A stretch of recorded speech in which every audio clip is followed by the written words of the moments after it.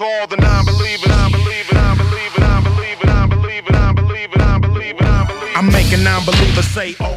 What's up, y'all? This is Jay Varsity, and welcome to another episode of NBA Talk Playoff Edition. This is episode 112, and for the past few days, I know I haven't been consistent with the videos. You know, it's now that we're at with the conference finals, the videos, the pace of it might be a little off. But anyway, get right to the point. I know what happened last night and what happened the previous two games. The Lakers dominated game one. Game two came down to the wire and Anthony Davis hit a game winner. But I just want to talk about last night. First, I want to talk about what Denver. I want to give credit to Denver and give them credit where it's due. I said that Denver was going to be a feisty team. This team was going to fight back. What did you think that they because they were down 2-0 that they weren't going to fight back? I mean, they just came back down 3-1 twice. But everything they did was what they needed to do. They sped up the pace. I didn't think they could keep up. I didn't think they could keep up with that pace. But apparently they proved me wrong. They were hitting timely three-pointers. Nikola Jokic was aggressive from the jump. Jamal Murray was just taking over all around, whether it was getting rebounds, finding open teammates, hitting tough clutch shots. All around great game from Denver. They played great defensively. They took complete advantage of the Lakers coming out flat as they did last night. And Jeremy Grant was that third option that came to play. He showed up. He hit big time shots. He made key defensive plays, and it looked like at one point that the Denver Nuggets were almost just cruising their way to a win. And then once they went up by 20, it was like the Lakers all of a sudden they hit a switch for some reason. They hit a switch in the fourth quarter as soon as they were down 20, and next thing you know, the game was damn near down to 2 points. So my question for that is, why didn't you play like that from the jump? Why didn't you play that aggressively on the defensive end from the jump? Why were you committing these lazy fouls? Why were you being so? You were so lackluster with the ball. LeBron committing 5 turnovers, and five of those turnovers, and I don't know. The Lakers just came out flat-footed, and half of that has to go to the credit of the Denver Nuggets. They didn't let the Lakers go to the paint so easily like they did in the first two games. The Denver Nuggets made great adjustments. They made great adjustments. You gotta give them credit where it's due. But from the Lakers standpoint, the Lakers came out flat-footed. They came out flat-footed. The offense was not what we're used to seeing. We're used to seeing fast-paced, quick Laker offense. That Showtime offense that we're used to seeing. And what we got last night, they were flat-footed. They were taking too much time off the clock. They were just tossing the ball to AD and LeBron in the post and expecting them to hit a tough shot, and that's not gonna help. That's not gonna work. You gotta get the shooters involved a lot earlier. So I think for the adjustment for the Lakers has to be they gotta play even faster. They see how quick Denver is playing. You gotta try to tire them out faster, because you can't have a Denver team that's playing so quickly and then you're giving them time to rest when they set their defense. You're literally giving them time to rest. That's really what won them this game, because then they had more energy to act quickly on the offensive end. When the team is playing that fast, you got to make them work on the defensive end. That's how you attack a team that plays that type of style. And the Denver Nuggets at one point, they were looking gassed in the fourth quarter. They looked like as if they were going to get gassed, and the Lakers were taking complete advantage. You had Rondo getting 4 steals in the fourth quarter. You had LeBron and AD they were finally starting to show their aggressiveness until the last minute and a half. What killed the momentum, and I'm gonna say it right now, is Kyle Kuzma basically pump faking himself. He hesitated on shooting an open three. That's what killed Kuzma. That's what killed the momentum of the comeback for the Lakers, because it was a 2-point game. It was a 3-point game at that point. LeBron got a driving layup over Jokic, and it was a 3-point game. And I don't know what happened after that. I was like, what happened? Why are you guys coming out so flat-footed again? But then again, we could easily be saying these three scenarios based from games 2 to game 3. Denver could be up 2-1 right now. That's one scenario that could be happening. That's how interesting this series has been. Denver could be up 2-1. The Lakers could be up 3-0 based on how hard they were in that comeback, and they were about to take the lead. And actually, I don't know what am I saying with 3 scenarios. I think it was more like 2. We could honestly be saying that the Lakers could be up 3-0, or the Denver Nuggets could be up 2-1 in this series. The Lakers need to do a better job at trying to contain, trying to box out Jokic, because he's getting too many offensive boards. He's just killing JaVale McGee. He's just killing JaVale McGee on the boards. He's looking absolutely unplayable in this series, and I want to see something out of JaVale McGee. I want to see him thrive in this series, because I feel like he could do a good job in this series. But he's just getting boxed out and bodied every time he plays. And then they have to play Dwight this extended amount of minutes, and Dwight is just committing these silly fouls, and then for some reason I'm hearing people saying that the refs are targeting him for what he did in game 1. I don't care if you're targeted or not. Just play good defense. Stop trying to get extra physical. If you know the referees are being like that with you, stop being so extra with the physicality. Like, I don't understand. And then I gotta call out LeBron. LeBron, you came out flat-footed as ever. Like, you were not going for the chase down blocks. You weren't doing much. I understand you had a 30-point triple-double, but in what effort? In what effort? That 30-point triple-double is just not relevant. Anthony Davis, you came out flat-footed. You had the game of your life. You had one of the biggest games of your entire career the other day, and then you came out flat-footed as ever. They need to come out in game 4, and they need to come out ultra aggressive. They need to push the pace. They need to get points in the paint. They need to find their shooters. Rondo was the only Laker that came with the consistency last night. He played good defense and got easy buckets. And even though it didn't show much, like, I just don't understand why they came out so flat-footed. You want to come out and you want to try to take that 3-0 lead. You don't come in thinking that Denver is just gonna give up that 3-0 lead.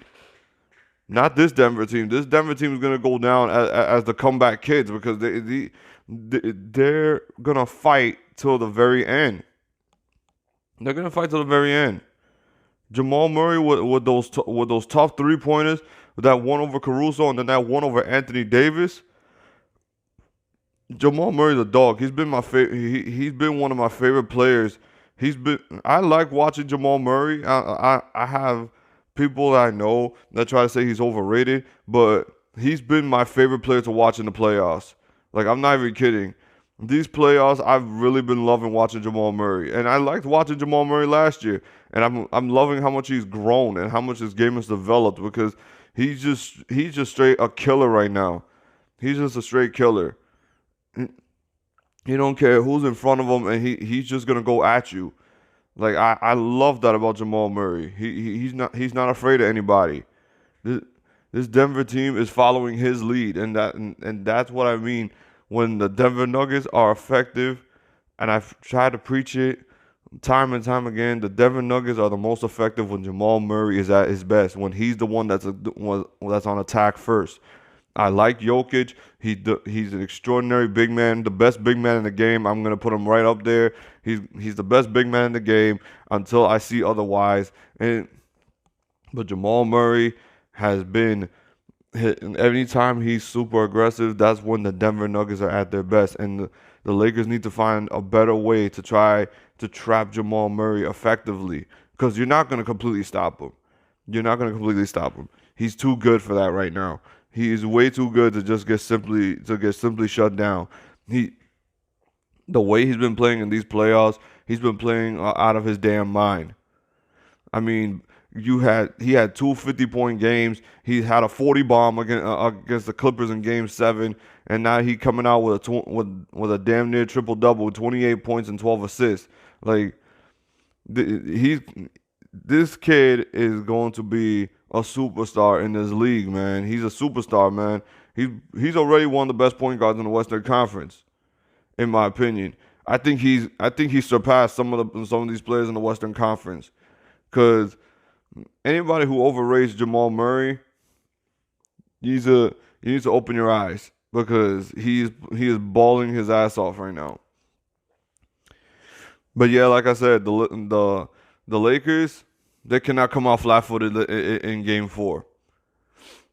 You need to play. You need to be a lot more aggressive on the offensive end. You need to tire out this Denver team on the defensive end. Like call more off-ball movement, more screens. You gotta go to the paint more. You can't come out flat-footed like that again. You really cannot come out flat-footed.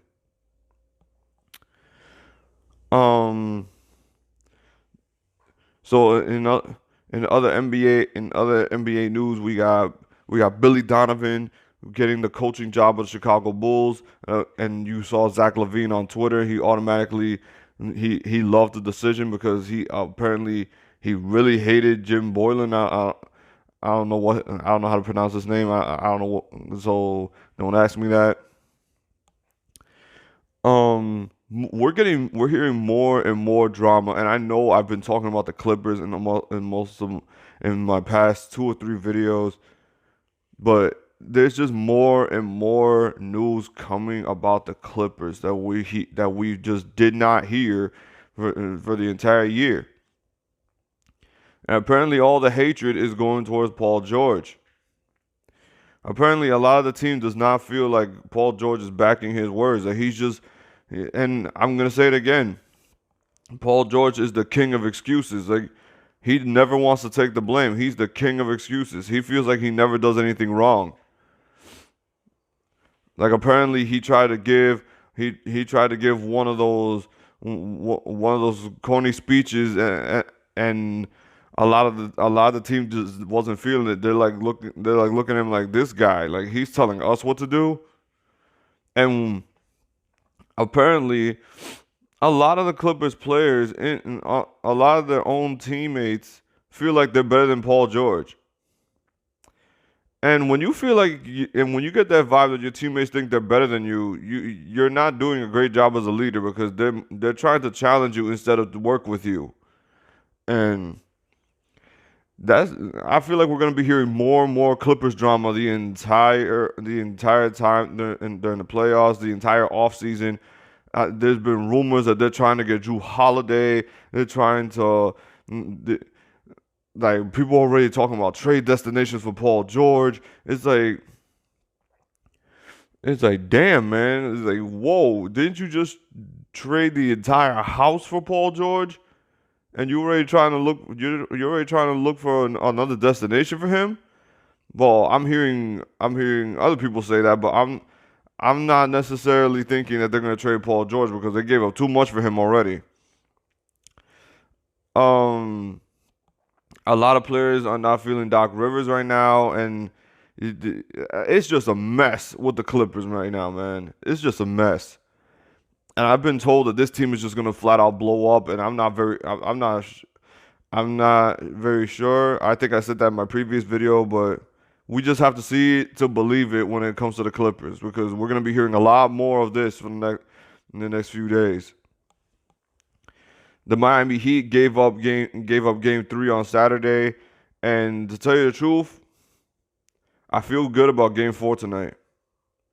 I feel good about the Miami Heat's chances in Game 4 because Boston gave their best shot and basically won by 10 points.